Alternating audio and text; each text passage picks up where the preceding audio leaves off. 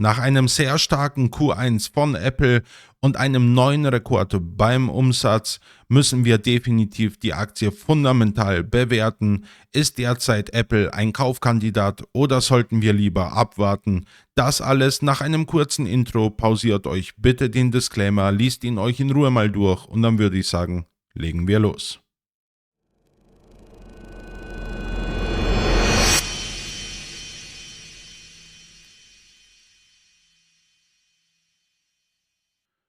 Bevor wir in die fundamentale Analyse von Apple reingehen, schauen wir uns ein paar Kleinigkeiten hier aus der Charttechnik an. Wir sehen, das Jahr 2025 hat sehr schwach begonnen für Apple. Da haben sie sehr stark verloren. Zusätzlich kam dann noch der Zollandrohungskrieg von seitens Donald Trump und von April bis August ging es in die Seitwärtsphase.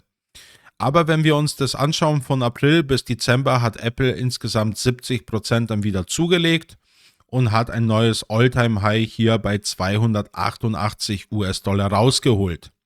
Jetzt aber befindet sich wieder Apple auf Talfahrt und wir sehen hier in der Spitze haben sie minus 15% verloren und es sind aber am 38,2er Fibonacci wieder abgedreht und versuchen wieder an Stärke zu gewinnen. Gestern kamen die Earnings raus und dann sehen wir, dass gemeldet wurden beim EPS 2,84 Dollar und geschätzt wurden 2,67 Dollar.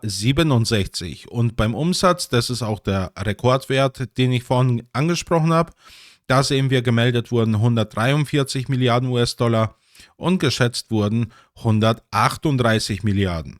Und dann würde ich sagen, gehen wir zu meinem Google Sheets mal rüber, schauen wir uns die Vergangenheit, die Zukunft an. Was erwarte ich für einen fairen Preis bei Apple? Wir fangen unsere Analyse immer mit den Marktdaten an und wir sehen, dass Apple derzeit bei 257 US-Dollar gehandelt wird. Das sind umgerechnet 216 Euro. Wir haben eine Marktkapitalisierung von über 3,7 Billionen US-Dollar und Kurs-Gewinn-Verhältnis unter 35.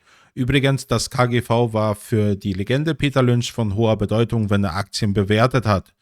Beim Gewinn je Aktie auf 12 Monate haben wir 7,43 Dollar und ebenfalls auf 12 Monate bei der Dividende 1,03 Dollar. Dividendenrendite von 0,40. Beim 52-Wochen-Hoch und Wochentief befinden wir uns derzeit im oberen Drittel der zwei Werte und nach der Kategorie von Peter Lynch habe ich das Unternehmen unter Stalwarts eingestuft. Letzter 10K-Bericht, der wird hinzugezogen zur Berechnung von unseren Aktienwerten und da ist das Jahr 2025. Übrigens, wir gehen hier auf die Philosophie von Warren Buffett, der schon immer erwähnt hat, kurzfristige Schwankungen in den Quartalsberichten sollten eigentlich ignoriert werden. Da sollte man auf das geglättete Bild eines Jahresberichts schauen.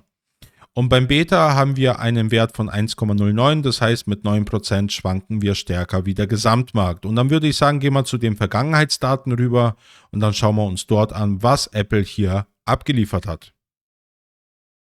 Wir haben einen sehr schönen Anstieg beim Wachstum um über 8% von 365 Milliarden auf 416 Milliarden. Auch das EBITDA ist super gelaufen, 13% ging es hier nach oben von 120 Milliarden auf 144 Milliarden. Das Net Income ist sehr stark gewesen, 14,3% um 94 Milliarden auf 112 Milliarden.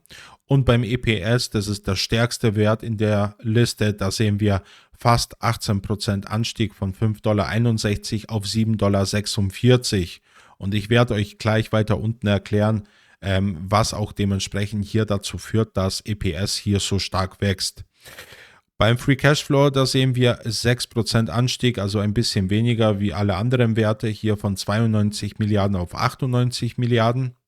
Die Buyback-Rate ist aber viel entscheidender hier, da sehen wir wirklich Werte zwischen 80 und 90 und da merkt man einfach, dass Apple wirklich sehr viel eigenes Geld in die Hand nimmt, um eigene Aktienrückkaufprogramme hier zu starten. Also die sind wirklich sehr stark unterwegs. Und beim Buchwert sehen wir einen kleinen Anstieg von 2,45% von 63 Milliarden auf 73 Milliarden. Aber bei den Shares Outstandings, und das ist der Punkt, den ich ansprechen wollte, Da sehen wir wirklich minus 3% auf die 5 Jahre und sogar auf 10 Jahre minus 4,25%.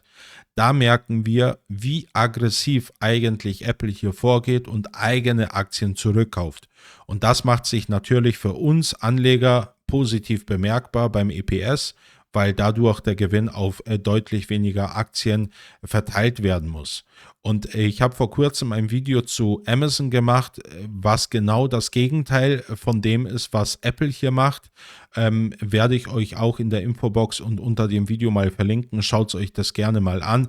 Da merkt ihr dann sofort, welche Meinung ich dort zu dem Thema habe und wie positiv ich bei Apple hier eingestellt bin. Übrigens, Apple ist auch meine größte Position im Portfolio. Das kann ich euch gerne auch mal schnell hier einblenden.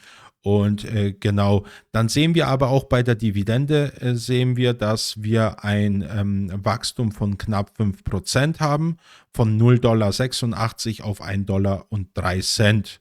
So, und jetzt schauen wir uns die gestrigen Quartalszahlen mal genauer an. Wir sehen einen sehr starken Anstieg von 15,6% beim Umsatz von 124 Milliarden auf 143 Milliarden. Das EBITDA ist sogar noch stärker angestiegen, um 17,7% von 45 Milliarden auf 54 Milliarden. Net Income 15,8% von 36 Milliarden auf 42 Milliarden. EPS phänomenal, 18,3% Anstieg hier von 2,40 $ auf 2,84 $. Free Cashflow, das ist der Wert, der in der Vergangenheit in den letzten 5 Jahren gar nicht so gut gelaufen ist. Da sehen wir einen Anstieg von Quartal zu Quartal von 71%, von 32 Milliarden auf 56 Milliarden. Auch die Nettoverschuldung ist hier um 27% positiver ausgefallen. Auch der Buchwert ist um 19,6% angestiegen, der auch in den letzten 5 Jahren gar nicht gut gelaufen ist. Und bei den Shares Outstandings, da sehen wir wirklich nochmal die Bestätigung, wie aggressiv hier Apple an die Sache rangeht, eigene Aktien zurückzukaufen. Und dann würde ich sagen, gehen wir zu meinem Master Key rüber und dann schauen wir uns final an, was in meinen Augen Apple heute wert ist. In meinem kombinierten Master Key führe ich 3 verschiedene Bewertungsmodelle durch. Einmal die Discounted Cashflow Variante nach der Legende Warren Buffett, einmal die PEG Variante, die ist aber ein bisschen abgeändert nach der Legende Peter Lynch und die Enterprise Value EBITDA. Und ich führe auch für alle 3 Modelle auch 3 verschiedene Szenarien durch. Einmal die konservative, moderate und optimistische Bewertung und die fließen dann dementsprechend in diesen Super Master Key hier dann rein. Und dann habe ich 3 verschiedene Wahrscheinlichkeitsgewichtungen und die Discounted Cashflow Variante bekommt hier einfach die höchste Gewichtung, weil in meinen Augen einfach diese Variante das beste Modell ist zur Bewertung von Aktien. Und dann sehen wir beim aktuellen Aktienkurs, jetzt fangen wir erstmal in Dollar an, $257, gewichteter fairer Werten in meinen Augen $226 und kombinierter MOS-Preis, also Margin of Safety Preis, $181. Und jetzt in Euro, 217 € aktueller Aktienkurs, 190 € gewichteter fairer Wert und kombinierter MOS-Preis 152 €. Und dann sehen wir, dass Apple in meinen Augen mindestens 14% noch überbewertet ist. Das sollte man definitiv noch ein bisschen abwarten. Das ist meine Meinung. Vielleicht habt ihr aber eine andere Meinung.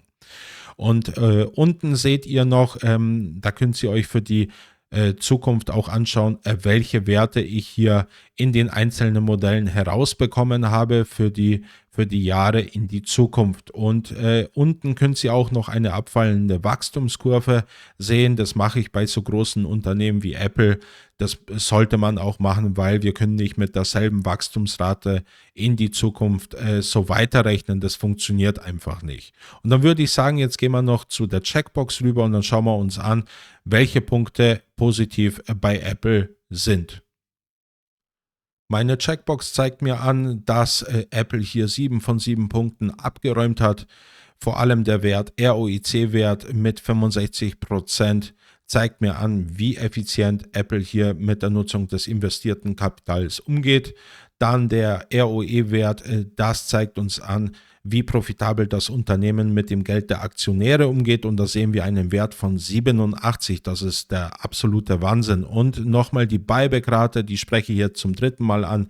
Da sehen wir wirklich einen phänomenalen Wert von 4,16%. Und da sehen wir wirklich, wie stark und effizient Apple hier eigene Aktien zurückkauft und uns natürlich Aktionäre damit belohnt. Und in dem Sinne kann ich sagen, das Unternehmen ist gesund, es ist stabil, es hat kaum Schulden, es hat viel Cash, also es ist wirklich fundamental sehr stark, aber ich finde, man bezahlt im Moment minimal zu viel, also da sollten wir wirklich noch mindestens diese 14-15% abwarten. Das ist meine Meinung. In dem Sinne wünsche ich euch ein schönes Wochenende, passt auf euch auf und wir hören uns nächstes Mal, wenn wir wieder was Neues analysieren. Bis dann, ciao, ciao.